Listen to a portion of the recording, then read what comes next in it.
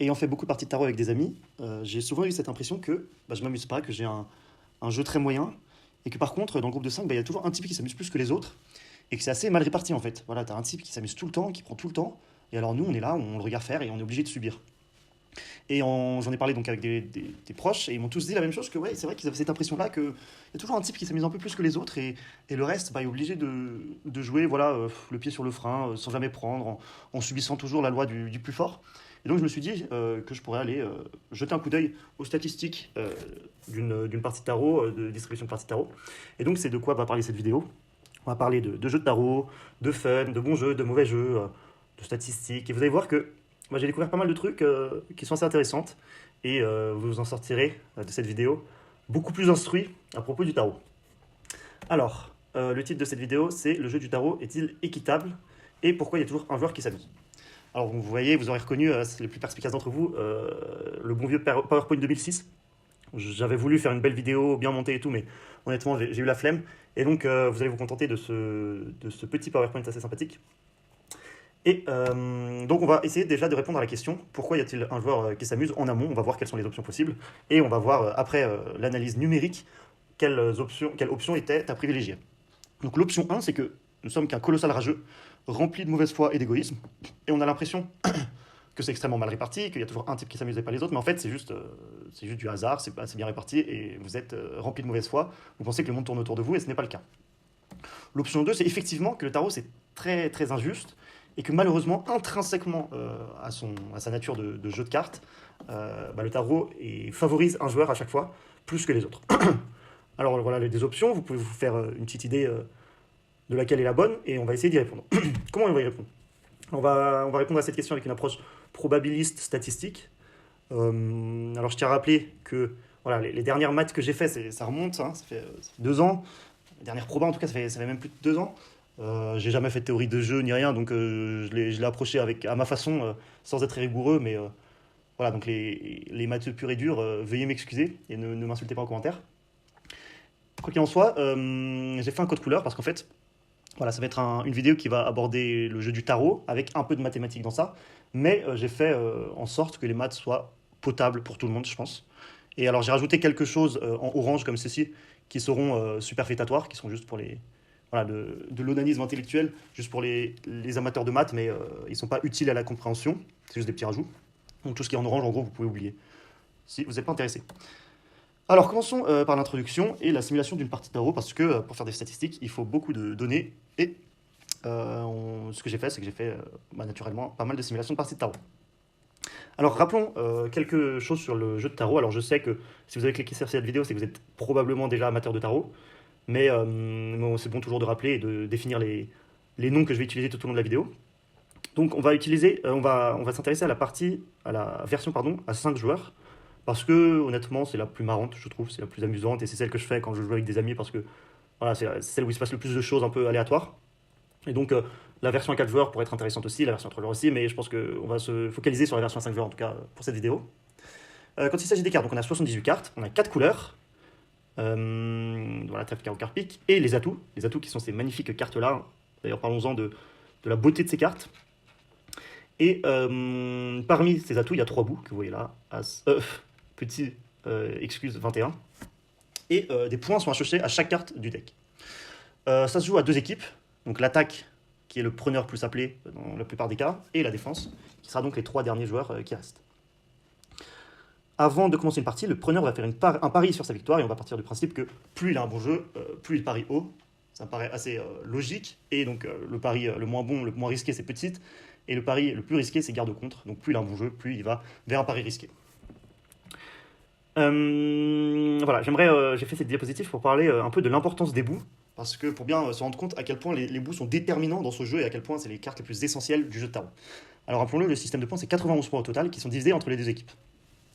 Chaque équipe doit faire un nombre de points pour remporter, et ce nombre de points il va dépendre du nombre de bouts que vous récupérez à la fin de la manche. Et alors on va regarder un peu numériquement ce que ça donne. Quand on n'a aucun bout, on doit faire 56 points. Quand en revanche on a un seul bout, on doit faire 51 points. Donc vous voyez qu'on doit faire 5 points de moins déjà. 4 points, 5 points. J'ai fait une coquille. Mariche. Mais ce qui est aussi intéressant à noter, c'est que le bout lui-même est assez riche en points, puisqu'il rapporte 4,5-5 points. Donc en cumulé, disons, ça équivaut à 9 points, un seul bout. Dans la même logique, quand on passe à 42 points, on doit faire 9 points tout d'un coup de moins. Si on rajoute à ça les 5 points du bout lui-même, bah, on se retrouve que 2 bouts, c'est équivalent à 23 points. Ce qui est immense, colossal sur 91 quand même. Et alors si on passe à 3 bouts, on renlève 6 points. Et on enlève et on rajoute les 5 points du bout lui-même. Et donc 3 bouts, c'est équivalent à 34 points. Donc tout ça, voilà, pour remettre en lumière à quel point ces bouts sont importants et à quel point ils sont essentiels, centraux dans toutes les décisions qui sont prises lorsqu'on joue au tarot.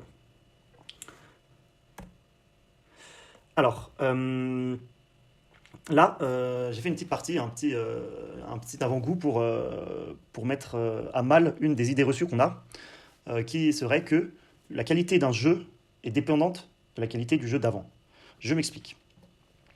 Vous savez qu'au tarot, il y a une façon très particulière de distribuer les cartes. Il y a aussi cette règle d'or qu'on dit qu'il ne faut pas mélanger les cartes entre les manches. Et alors si on combine la distribution particulière qui est 3 par 3, avec des règles pour les chiens, si on y rajoute le fait que l'on ne mélange pas entre les manches, peut-être que s'il y a un alignement des astres et un espèce d'algorithme de mélange qui fait que entre deux parties, en fait, le jeu est dépendant. C'est-à-dire que s'il y a une partie N, tu avais un bon jeu, bah peut-être que mathématiquement, c'est forcé que la partie d'après, tu auras un bon jeu. Ou alors c'est forcé que la partie d'après, tu auras un mauvais jeu. Quelque chose dans ce genre. Alors ça paraît assez, assez lunaire. C'est pour ça que j'ai mis dans les arguments contre la dépendance, j'ai mis le bon sens parce que ça paraît assez fou. Et donc, mais j'ai quand même décidé de vérifier. J'ai créé des bots, j'ai créé un jeu de cartes qui se mélange pas, qui se distribue de la manière correcte, des bots qui jouent au tarot en suivant les règles. Et ensuite, j'ai ramassé les cartes à chaque fois, j'ai redistribué, j'ai comparé la qualité des jeux entre les parties pour des centaines de parties. Et le résultat que je trouve, c'est qu'il n'y a, en termes de qualité de jeu, aucune influence de la manche d'avant sur celle d'après. Alors là, je précise en termes de qualité de jeu, parce qu'effectivement, en termes de qualité de mélange, il y a une différence. Le fait qu'on ne mélange pas et qu'on distribue 3 par 3, ça fait que des cartes restent les unes à côté des autres par rapport à la manche d'avant. Et certes, ça modifie un peu le jeu, ça fait que le deck n'est pas si bien mélangé, mais en termes de qualité pure du jeu, si ton jeu est bon ou non, en fait, ça s'équilibre.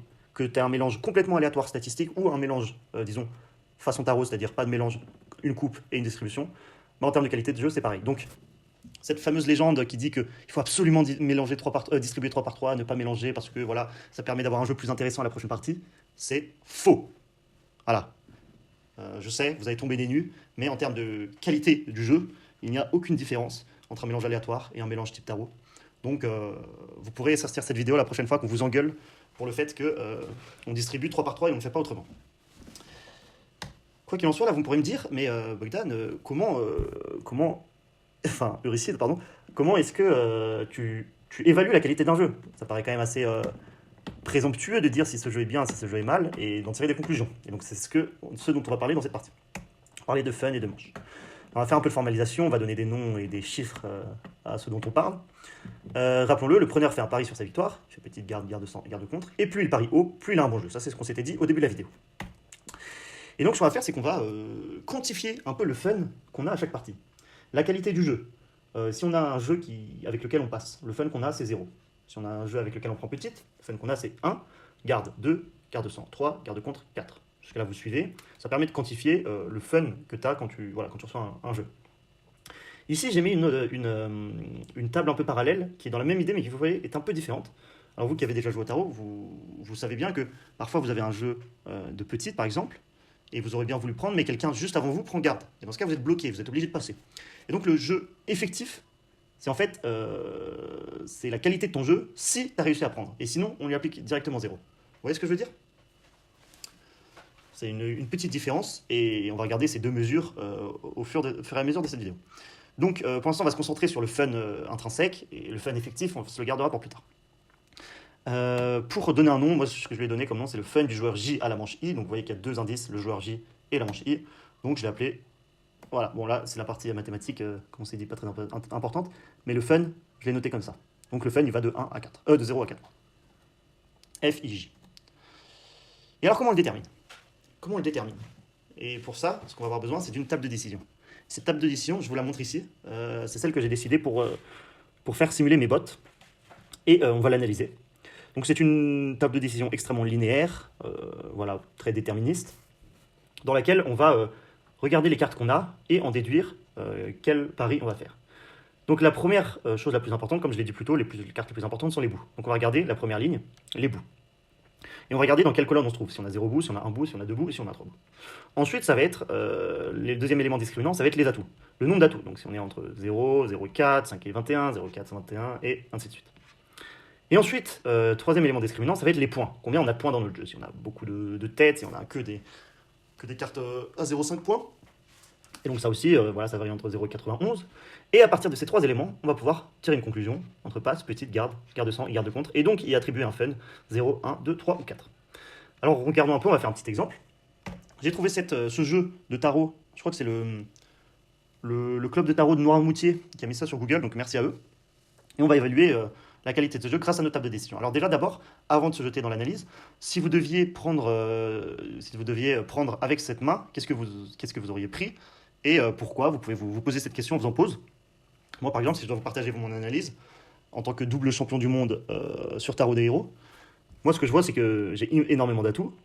Bon déjà je vois que j'ai deux bouts, j'ai le 1 et le 21, j'ai beaucoup d'atouts et des atouts assez forts, 21, 20, 19. Je vois que j'ai du point, j'ai du puntos, j'ai du roi, j'ai la dame, un deuxième roi, une deuxième dame, du cavalier, donc j'ai de quoi faire. J'ai une longue à carreau, une cinglette à pique, j'ai une coupe à trèfle, donc c'est tout simplement un jeu qu'on pourrait qualifier de rêvé. Hein. C'est un jeu extraordinaire.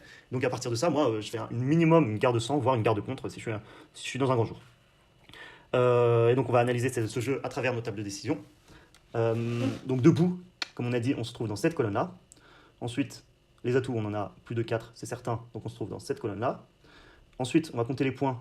Alors, on a déjà les 10 points des bouts, les 10 points des rois, donc naturellement ça fera forcément plus de 23. Hein.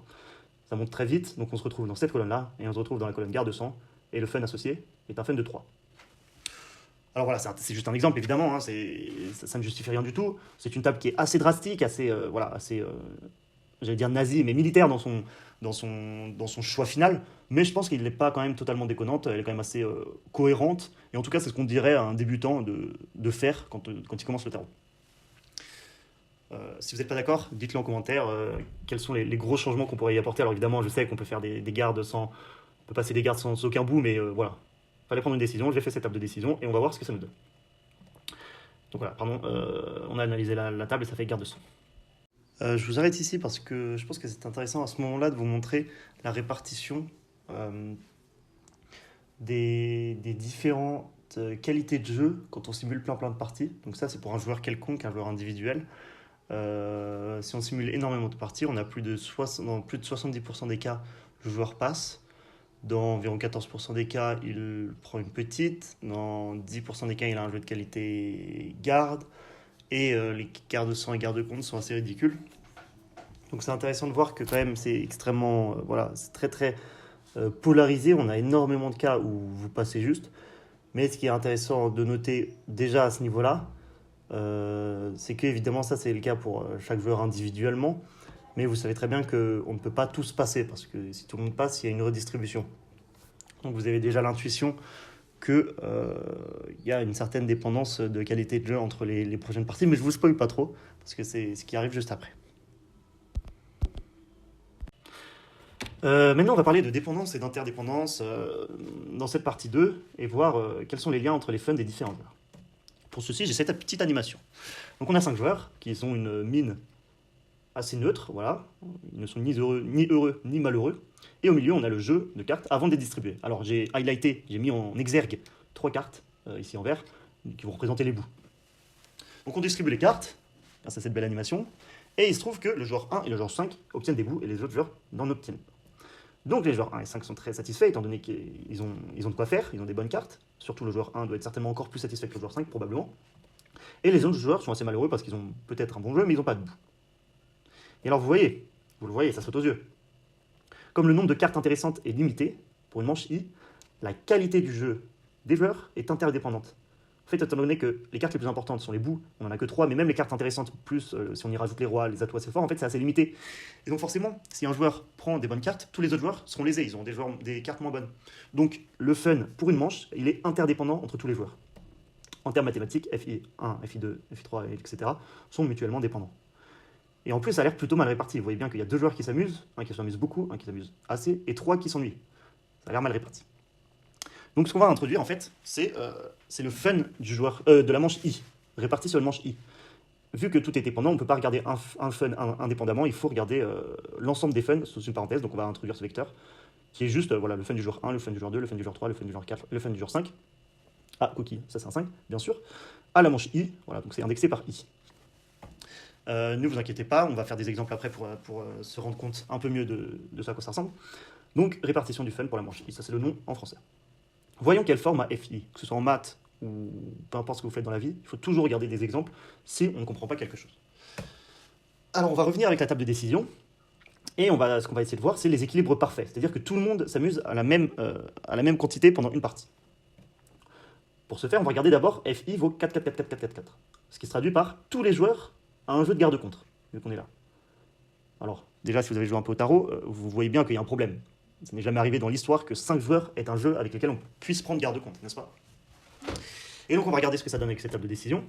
Oh, pardon, j'ai spoilé. Quoi qu'il en soit, bref, donc on est toujours à là. Ça voudrait dire que tous les joueurs ont 3 bouts. C'est-à-dire que chaque joueur a 3 bouts. Donc ça fait en tout 3 x 5, 15 bouts. Ce qui est, bon, vous l'aurez compris, impossible. Donc cette configuration n'arrive jamais. Quand on regarde, tout le monde a un jeu de garde-sang, donc FI vaut 3, 3, 3, 3, 3, 3. On est soit dans cette colonne, soit dans cette colonne. Donc à minima, tous les joueurs ont 2 bouts. Pareil, 2 x 5, 10 bouts.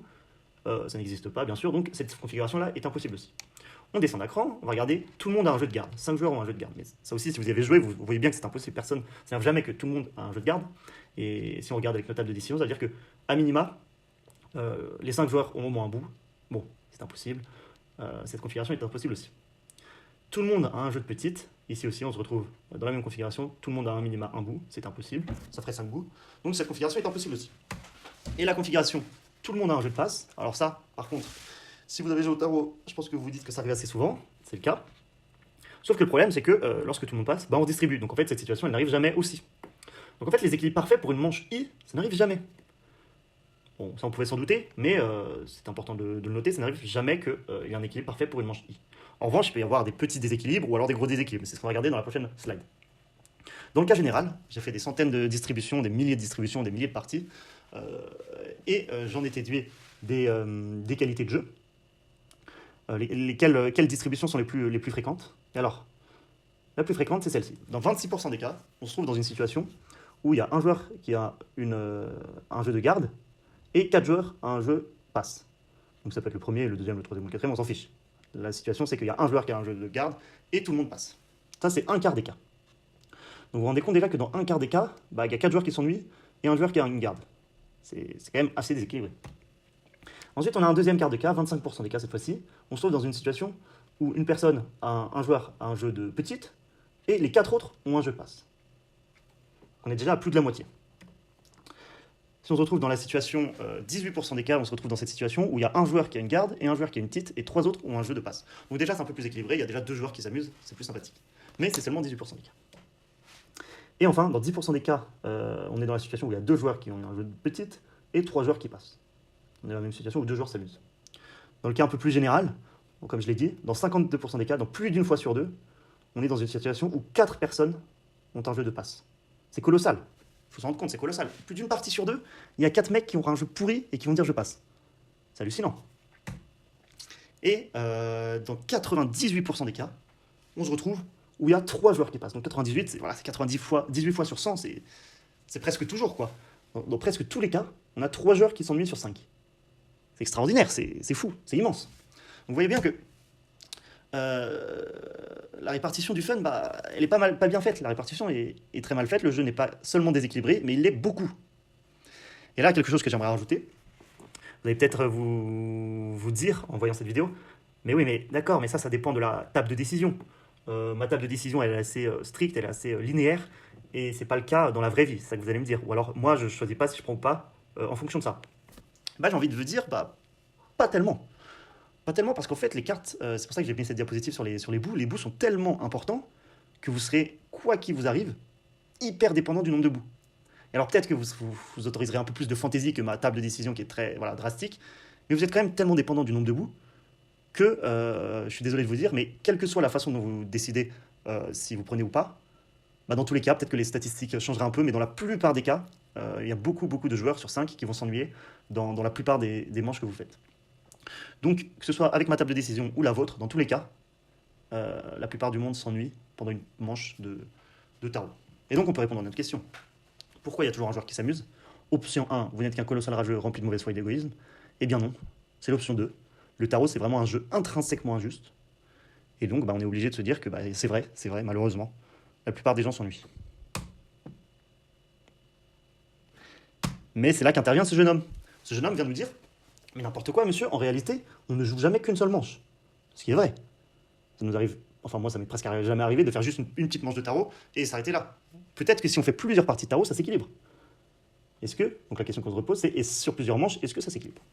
C'est ce qu'on va regarder dans cette prochaine partie. Donc on va réintroduire un peu de formalisation et on va introduire donc le nom une partie de tarot, c'est une partie, c'est n manches de tarot. Voilà, une partie, c'est plusieurs manches de tarot. Jusque là, tout va bien. Et on va y introduire cette formule qui fait un peu peur, mais vous inquiétez pas, c'est pas si effrayant. En fait, ça va être juste le fun réparti, ça va être juste le fun du joueur 1 qu'on aura, enfin auquel, non, la somme de tous les fun de toutes les manches pour le joueur 1 qu'on aura divisé par le nombre de parties, donc c'est une sorte de moyenne de tous les fun sur toutes les parties que tu as eues. En numéro 2, pareil, ça sera une sorte de moyenne du fun du joueur 2 sur les n parties. Donc en fait, ce que j'ai appelé ça, c'est une répartition du fun normalisé pour une partie à n manches. Prenez votre temps pour comprendre ça, mais vous inquiétez pas, on va faire des exemples, ça va être beaucoup plus parlant tout de suite.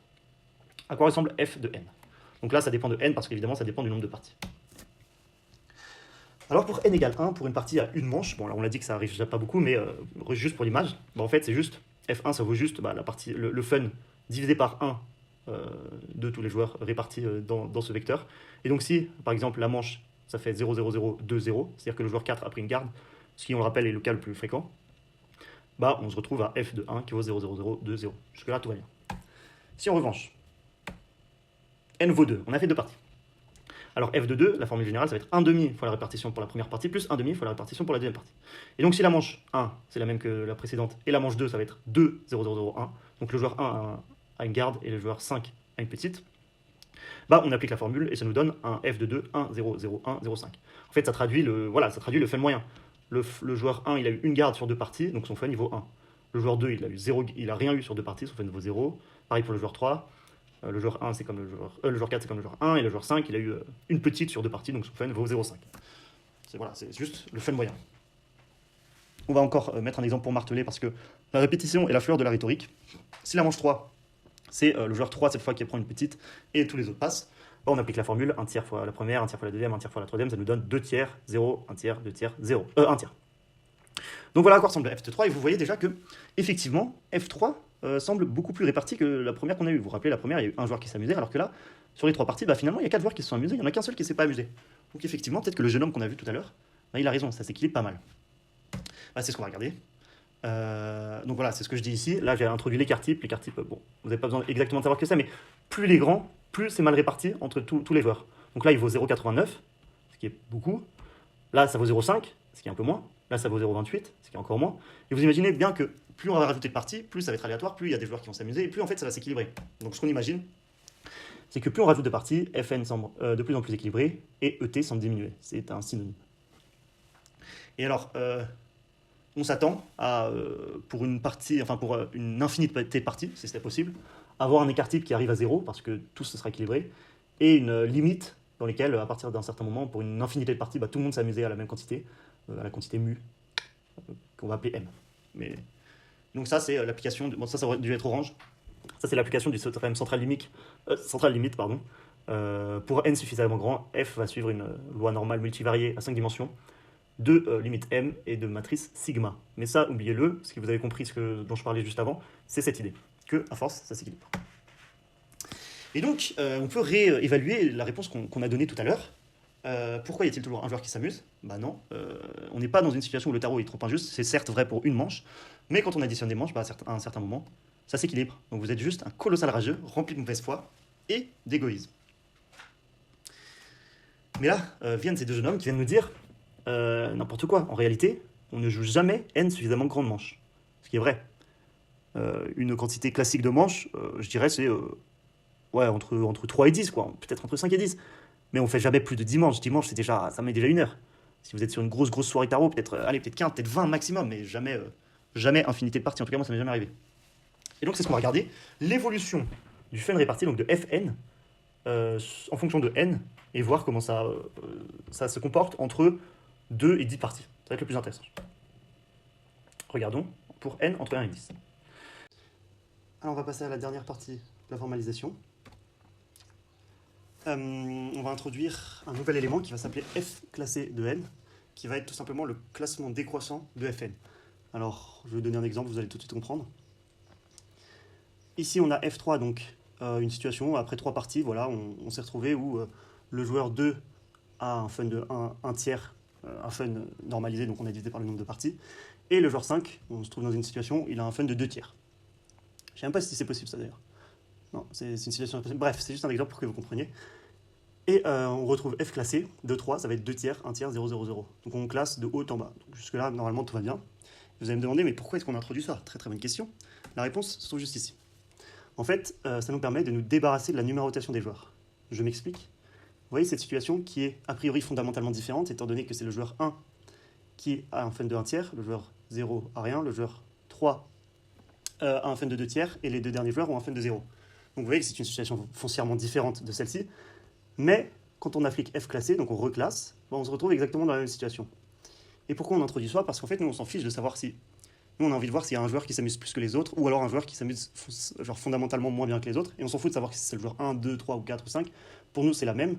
Ce qui nous importe, c'est s'il y a vraiment une différence. Donc ça nous permet de nous débarrasser de la numérotation des joueurs, et de trouver un classement entre le joueur le plus chanceux qui sera tout en haut de la liste, et le joueur le moins chanceux qui sera tout en bas de la liste.